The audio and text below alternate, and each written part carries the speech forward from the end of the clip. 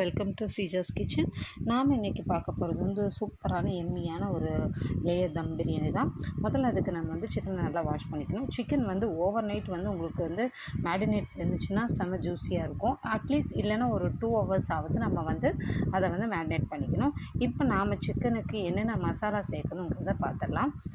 ஒரு 1.5 table spoon வந்து தனி மிளகாய்த்தூள், அதாவது சில்லி பவுட்ரு, நம்ம வீட்டில் இருக்கும் இல்லையா அந்த மாதிரி சில்லி பவுட்ரு சேர்த்துக்கோங்க.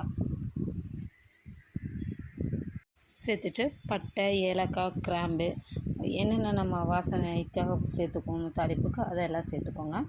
அப்புறம் இது வந்து பிரியாணி மசாலா, இதில் வந்து ஒரு 1/2 டேபிள் ஸ்பூன் சேர்த்துக்கிறேன். அப்புறம் இஞ்சி பூண்டு பேஸ்ட்டு 2 டேபிள் ஸ்பூன் சேர்த்துக்கோங்க. நம்ம இது வந்து ஃப்ரெஷ்ஷாக அரைச்சி சேர்த்துக்கோங்க எல்லாமே, அதுதான் ரொம்ப வந்து சூப்பராக இருக்கும்.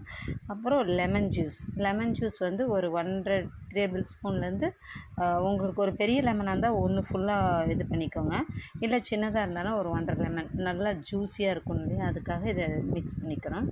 இப்போ நம்ம வந்து இதில் வந்து உப்பு சேர்க்கணும். அப்புறம் வந்து ஆயில், இதை வந்து ஒரு 1 டேபிள் ஸ்பூன் போதும் ஆயிலு.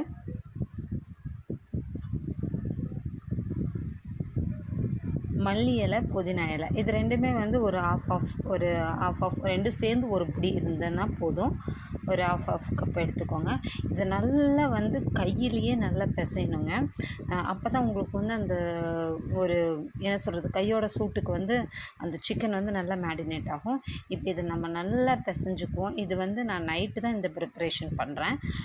ஏன்னா அப்போ தான் நமக்கு நல்லாயிருக்கும், பிரியாணி நல்லாயிருக்கும் அப்படிங்கிறங்காட்டிக்கு நான் இதை வந்து நல்லா மேரினேஷன் பண்ணிக்கிறேன். இதுலேயே நீங்கள் வந்து வெங்காயம், தக்காளி இதெல்லாம் கூட மேரினேஷன்லேயே பண்ணி வச்சுருந்தாலும் பண்ணி வைக்கலாம், ஒன்றும் தப்பில்லை. நான் இன்றைக்கி உங்களுக்கு இந்த மாதிரி வெர்ஷனில் செஞ்சு காமிக்கிறேன். இப்போ இதை நான் நல்லா மேரினேட் பண்ணிட்டேன். இப்போ இதை வந்து ஓவர் நைட் நம்ம ஃப்ரிட்ஜில் வச்சுக்கலாம். இப்போ காலையில் தான் அடுத்த ப்ராசஸராக நம்ம ஸ்டார்ட் பண்ணுவோம். ஓவரால் இது முடிஞ்சது. இப்போ நான் இதை வந்து ஃப்ரீசரில் வச்சுக்க போகிறேன். ஃப்ரீசரில் ஃப்ரிட்ஜ்லேயே வச்சுக்கோங்க ஓவர் நைட்டு, ஒன்றும் பிரச்சனை இல்லை.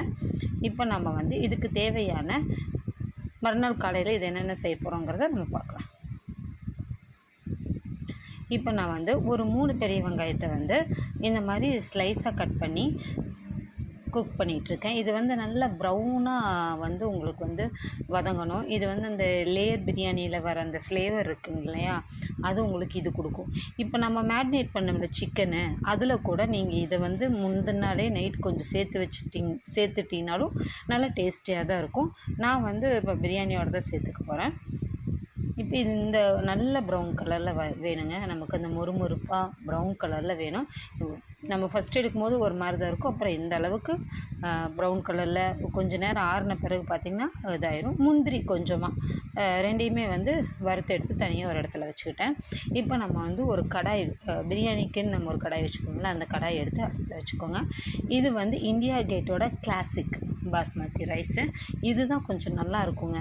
மற்றது எனக்கு பிரியாணிக்கு அவ்வளோக்கு எனக்கு சொல்ல முடியல, பட் எனக்கு இது வந்து ரொம்ப நம்பிக்கையாக இருக்கும், செமையாக வரும்.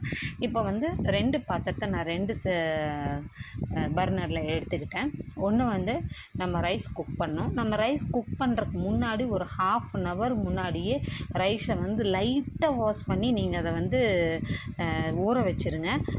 அதுக்கப்புறம் தண்ணி அடுப்பில் வச்சுக்கோங்க. இந்த பக்கம் ஒரு கடாயில் பிரியாணிக்கான இது வச்சுக்கோங்க. இப்போ இந்த தண்ணி நல்லா சூடாகணும், அப்போ தான் உங்களுக்கு வந்து ரைஸ் போட முடியும்.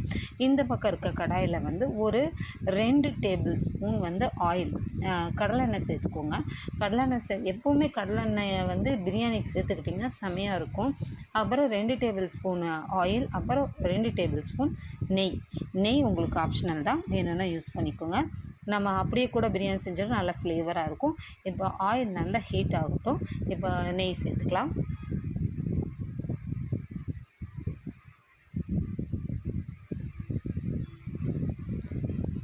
நான் சிக்கன் மேரினேட் பண்ணி வச்சுருந்தேன் பாருங்கள், நல்லா ஊறி செம்மையாக இருக்குது பார்க்குறதுக்கே. இதையவே நீங்கள் வந்து அப்படியே குருமா மாதிரி தாளித்து விட்டு சாப்பிட்டிங்கனாலும் செம்மையாக இருக்கும் அந்த அளவுக்கு. இப்போ நெய் சேர்த்துக்கலாம்.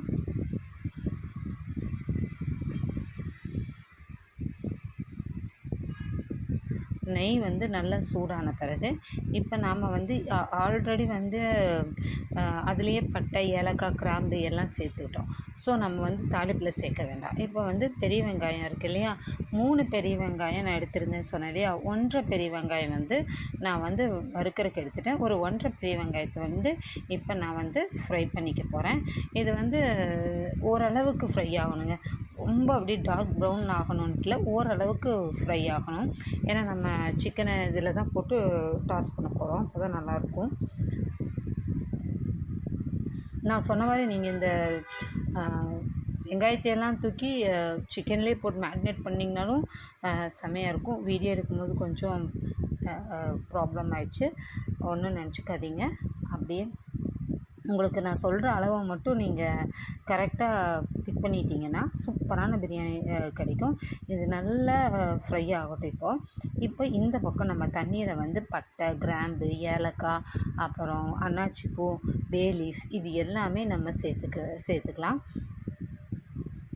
இப்போ இதில் வந்து 1.5 தக்காளி, 1.5 பெரிய வெங்காயம் போட்டிங்கன்னா 1.5 தக்காளி. நான் இதெல்லாம் சொல்கிறது வந்து 3/4 கிலோ பாஸ்மதி ரைஸுக்கான அளவுக்கான விஷயந்தான் சொல்லிட்டுருக்கேன். 1 கிலோ சிக்கன் போட்டுக்கோங்க, அப்போ தான் நல்லாயிருக்கும். இப்போ இதில் வந்து கொஞ்சம் சால்ட்டு எக்ஸ்ட்ராவே போட்டுக்கோங்க தண்ணியில். ஏன்னா நம்ம இதை வந்து வடிகட்டி எடுத்துருவோம். ஸோ அதனால் கொஞ்சம் ஜாஸ்தியாகவே போட்டுக்கோங்க சால்ட்டு, பட்டை, கிராம்பு, ஏலக்காய். இப்போ நம்ம மேரினேட் பண்ண சிக்கனை அப்படியே ஃபுல்லாக இதில் கொட்டிக்கோங்க. இது வந்து ஒரு நல்ல இந்த மசாலா மிஸ் பண்ணிடாதீங்க.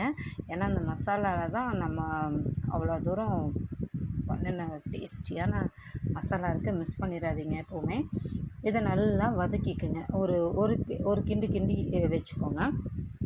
ஏன்னு கேட்டிங்கன்னா இது வந்து நமக்கு வந்து ஓவர் குக் ஆகாமல் இருக்கணும் மெயின். ஏன்னா இப்போ நம்ம லேயர் பண்ணிட்டு தான் அது வந்து குக் ஆகணும். ஸோ ஒரு லைட்டாக ஒரு பெரட்டிட்டு விட்டுருங்க. இப்போ நம்ம இதில் அரிசி சேர்த்துக்கிட்டோம். அரிசி சேர்த்துன கிளிப் வந்து மிஸ் ஆயிடுச்சு. இப்போ நான் அரிசி சேர்த்துக்கிட்டேன். அரிசி சேர்த்துட்டு ஒரு 70% குக் ஆனால் போதும் ரைஸு. இந்த ரைஸ் எனக்கு வந்து ரொம்ப கம்ஃபர்டபுளுங்க. இங்கே பாருங்கள், எதுவுமே உடையலை, நல்லா நீட்டாக வந்திருக்கு பார்த்தீங்களா. இப்போ இதை நம்ம வடிகட்டி எடுத்து வச்சுக்கலாம். இப்போ நம்ம இந்த சிக்கன்லேருந்து ஒரு ஹாஃப் மட்டும் தனியாக எடுத்து வச்சுக்கலாம். கொஞ்சம் கிரேவியோடு சேர்ந்து அந்த சிக்கனை கொஞ்சம் எடுத்து வச்சுக்கலாம். இது எதுக்குன்னா இந்த லேயரில் செட் பண்ணுறதுக்காக. இப்போ நம்மக்கிட்ட ஒரு தோசை தவா இருக்கு இல்லையா, நம்ம வீட்டில் சும்மா யூஸ் பண்ணுற தோசை தவா, அதை வந்து அடியில் போட்டுட்டு இப்போ மேலே வந்து நம்ம பிரியாணி தவா வச்சிடலாம். இது வந்து நம்ம இப்போ அப்படியே தம் போட்டுருவோம். நம்ம வந்து லாஸ்ட்டில் தம் போட மாட்டோம். இப்போ தம் போட்டு இது குக் ஆகிறது தான். இப்போது ஹாஃப் ரைஸை வந்து நல்லா தூவி பரப்பி அந்த மாதிரி அழகாக ஃபுல்லாக அந்த கிரேவிக்கு மேலே போட்டு விடுங்க. நீட்டாக போட்டு விடுங்க. அதுக்கப்புறம் நாம் வந்து கொஞ்சம் மல்லி இலை, புதினா இலை இதெல்லாம் கார்னிஷுக்கு தான், ஆப்ஷனல் தான். உங்களுக்கு தேவைன்னா போட்டுக்கோங்க. நம்ம வந்து அப்படி பிரியாணி எடுக்கும்போது நல்லாயிருக்கும்னு சொல்லி நான் இந்த மாதிரி பண்ணுறேன். இப்போ நம்ம இந்த இது இருக்கு இல்லையா, வெங்காயம், எடுத்து வச்சுருக்க சிக்கன், இதுதான் மஸ்ட்டு. ஏன்னு கேட்டிங்கன்னா இது வந்து அந்த நடுவில் சேர்க்கும்போது ரொம்ப நல்லா உங்களுக்கு ஒரு ஃப்ளேவராக இருக்கும். எடுத்து பார்க்கும்போதும் நல்லா டேஸ்டியாக இருக்கும். இப்போ மேலே மீதி இருக்கிற ரைஸை ஃபுல்லாக இது பண்ணிடுங்க. ஆற்று செய்யுங்க எப்போவுமே. ஆரம்பத்தில் சமைக்கிறவங்க, இப்போ தான் புதுசாக கல்யாணம் ஆகி சமைக்கிறவங்க கொஞ்சம் கேர்ஃபுல்லாக இதெல்லாம் எடுத்துக்கோங்க. ஏன்னா கீழே இருக்கிற பாத்திரமும் நல்லா ஹீட்டாக இருக்கும், நம்ம பிரியாணி பாட்டும் ரொம்ப ஹீட்டாக இருக்கும். மறுபடிக்கும் புதினா, மல்லி கார்னிஷ் பண்ணிக்கோங்க. அதேமாதிரி வெங்காயமும் அப்புறம் முந்திரியும் இருக்கிறது எல்லாமே சேர்த்து நல்லா அழகாக கார்னிஷ் பண்ணி வச்சுருங்க. இது பார்க்குறக்கு வந்து ரொம்ப நல்ல ஒரு அட்ராக்டிவாக தெரியும். அதுக்காக தான் நான் வீடியோ பர்பஸ்க்காக தான் இந்த மாதிரிலாம் பண்ணுறேன். முந்திரி எல்லாம் அழகாக நீட்டாக இது பண்ணிக்கோங்க. அப்புறம் வந்துட்டு இதில் வந்து கொஞ்சம் கலர் வந்து நமக்கு தேவைப்படுது, அதனால் நான் ஃபுட் கலர் சேர்த்துக்கிட்டேன். நீங்கள் வேணும்னா ஒரு குங்குமப்பூவை வந்து ஒரு 1/2 அன் ஹவர் பாலில் கொஞ்சமாக ஊற போட்டு சேர்த்துக்கோங்க. நான் வந்து வீடியோக்காக தான் செய்கிறேன். இது வந்து ஒரு கலருக்காக மட்டும்தான். இல்லை வேண்டான்னா விட்டுறலாம். இதை நல்லா அழகாக இப்படியே இது பண்ணிக்கோங்க. பார்க்குறக்கு ரொம்ப நல்லாயிருக்கும்.